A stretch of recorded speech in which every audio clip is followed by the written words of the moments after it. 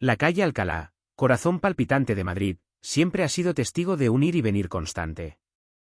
Turistas, madrileños, estudiantes, artistas, una amalgama de personas buscando algo, huyendo de algo, o simplemente disfrutando del bullicio de la ciudad. Pero aquella noche del 17 de octubre, esa energía vibrante se transformó en una tensa calma, precursora de una tragedia que nadie podía anticipar. Empecemos por conocer a los protagonistas de esta historia, personas cuyas vidas, hasta ese momento, parecían seguir caminos paralelos, pero que estaban a punto de converger en un punto de dolor y desesperación. Primero, tenemos a Javier, un hombre de negocios de mediana edad, con una apariencia impecable, traje a medida y una mirada que denotaba ambición y una profunda necesidad de éxito. Javier era el director general de Innovaciones Vanguardia, una empresa tecnológica con un potencial enorme, pero también con deudas considerables. Su vida personal no era tan brillante como su currículum profesional. Un matrimonio fallido, una relación distante con su hija adolescente y una soledad que lo carcomía por dentro. Luego está Elena, una joven artista, con el cabello teñido de un azul intenso y una mirada llena de sueños rotos. Elena luchaba por hacerse un hueco en el mundo del arte, exponiendo sus cuadros en pequeñas galerías y sobreviviendo gracias a trabajos precarios. Su talento era innegable, pero la falta de oportunidades y la indiferencia del mundo la mantenían al borde de la desesperación. Y finalmente, el detective Ricardo Morales, un veterano policía con una trayectoria impecable, marcado por años de servicio y la visión cansada de quien ha visto demasiado. Ricardo era un hombre de principios, un creyente en la justicia, aunque a veces, la realidad se mostraba mucho más compleja que las leyes que juró defender. La noche del 17 de octubre, Javier celebraba un acuerdo crucial para su empresa, un contrato multimillonario con un inversor extranjero que podría salvar a Innovaciones Vanguardia de la bancarrota. La fiesta se llevaba a cabo en un elegante restaurante en la calle Alcalá, con vistas al Palacio de Cibeles. Elena, en busca de inspiración, se encontraba pintando un mural en una pared cercana, un proyecto independiente que esperaba pudiera darle visibilidad. Ricardo, como de costumbre, patrullaba la zona, atento a cualquier signo de alteración del orden público. Alrededor de las 11 de la noche, la lluvia comenzó a caer con intensidad, obligando a Javier a interrumpir la celebración y a regresar a su coche. Fue entonces cuando ocurrió. Al salir del restaurante, Javier fue abordado por un individuo desconocido, que lo atacó con brutalidad. El forcejeo fue rápido y violento. Javier cayó al suelo, inconsciente, con una herida de bala en el pecho. El agresor huyó, perdiéndose entre la multitud y la oscuridad de la noche. El grito de auxilio de Javier resonó en la calle, atrayendo la atención de Elena, que dejó a un lado sus pinceles y corrió a ver qué sucedía. Ricardo, alertado por el ruido, llegó al lugar de los hechos en cuestión de segundos. La escena era caótica, gente corriendo, gritos, sirenas acercándose. Ricardo se puso manos a la obra de inmediato, acordonando la zona y solicitando una ambulancia. Mientras los paramédicos luchaban por salvar la vida de Javier, Ricardo comenzó a interrogar a los testigos. Pero nadie parecía haber visto nada. El agresor, como si se hubiera evaporado en el aire. Las cámaras de seguridad de los alrededores tampoco ofrecían muchas pistas. La lluvia había borrado las huellas y la visibilidad era prácticamente nula. El caso parecía un callejón sin salida. Sin embargo, Ricardo no se rendía. Sabía que la verdad estaba ahí, oculta bajo una capa de silencio y miedo. Comenzó a investigar a fondo la vida de Javier, buscando cualquier pista que pudiera llevarlo al asesino. Descubrió que Javier tenía muchos enemigos, tanto en el mundo de los negocios como en su vida personal. Tenía deudas de juego, acreedores amenazantes y un ex socio resentido por una traición. Pero ninguna de estas pistas parecía encajar con el perfil del asesino. Entonces, Ricardo decidió centrar su atención en Elena. La joven artista había sido la primera en llegar al lugar del crimen. ¿Podría saber más de lo que aparentaba? Al principio, Elena se mostró reacia a colaborar con la policía. Tenía miedo, pero también algo más.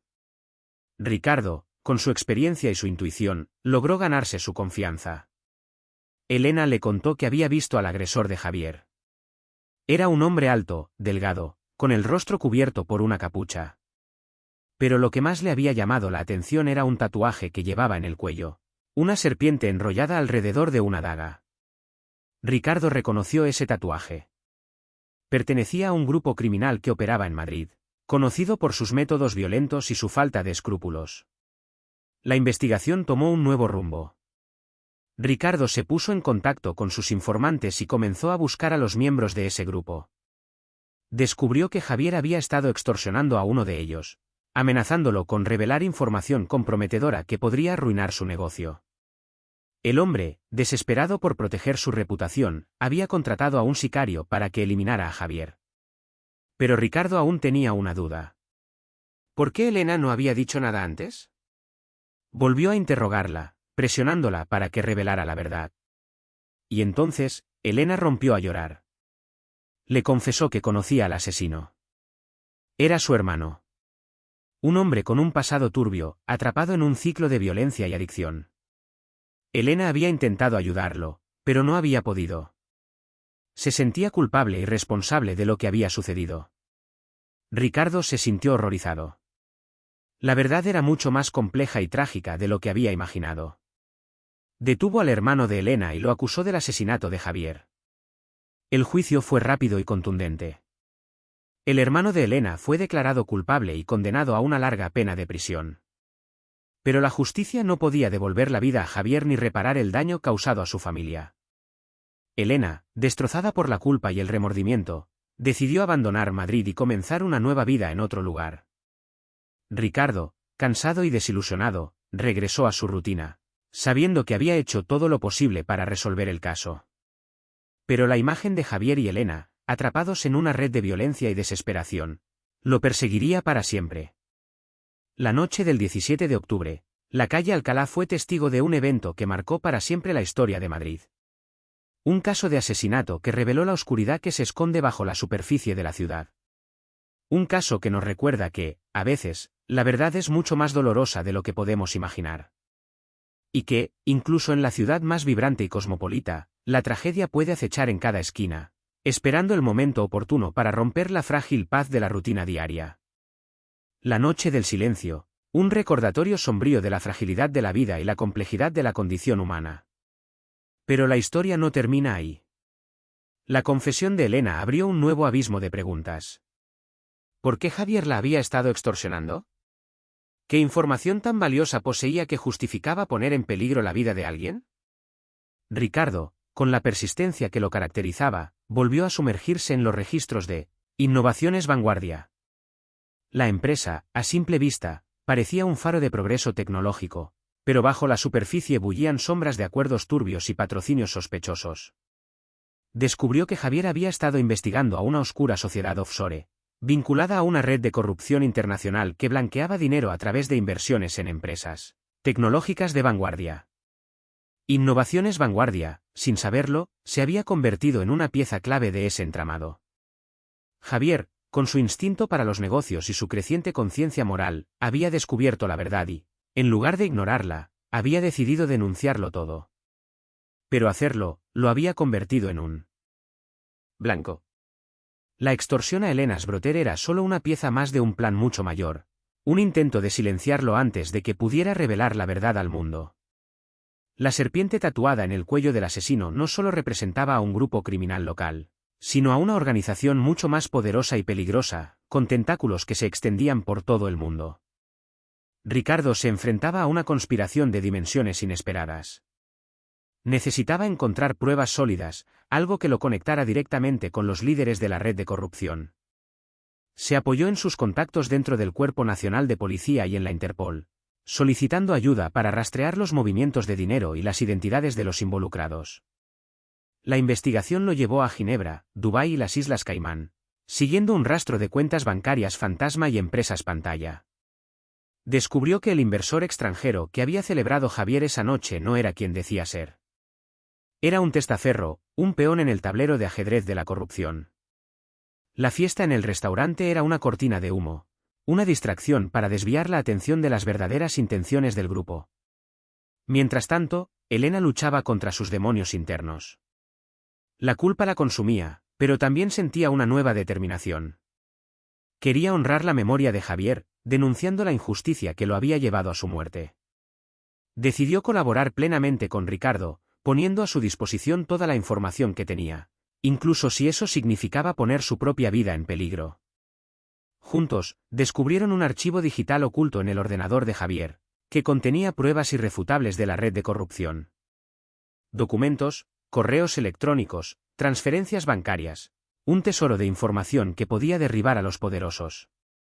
Ricardo organizó una operación encubierta, con la ayuda de un equipo de agentes especializados. Arrestaron a los líderes de la red de corrupción, incautando sus activos y congelando sus cuentas bancarias. El caso, que inicialmente parecía un simple asesinato, se convirtió en un escándalo internacional, que sacudió los cimientos de la política y la economía mundial. La justicia, finalmente, había triunfado. Pero la victoria tenía un sabor amargo. Javier ya no estaba, y Elena debía vivir con el peso de la culpa y el conocimiento de que su hermano había sido una pieza clave en un juego macabro. Ricardo, al cerrar el caso, sintió una profunda tristeza. Había desenmascarado a los culpables, pero la corrupción, como una enfermedad incurable, seguía acechando en las sombras. La calle Alcalá, una vez más, recuperó su vibrante energía, pero la cicatriz de aquella noche permanecía grabada en la memoria de la ciudad. La noche del silencio, un recordatorio de que la lucha contra la injusticia es una batalla constante, que requiere valentía, perseverancia y una inquebrantable fe en la verdad. Y que, a veces, incluso en la ciudad más iluminada, la oscuridad puede ocultarse a plena vista, esperando el momento de atacar. La memoria de Javier y Elena, víctimas inocentes de una cruel conspiración, permanecerá viva, inspirándonos a construir un mundo más justo y equitativo. Un mundo donde la verdad prevalezca sobre la mentira, y donde la justicia sea una realidad para todos.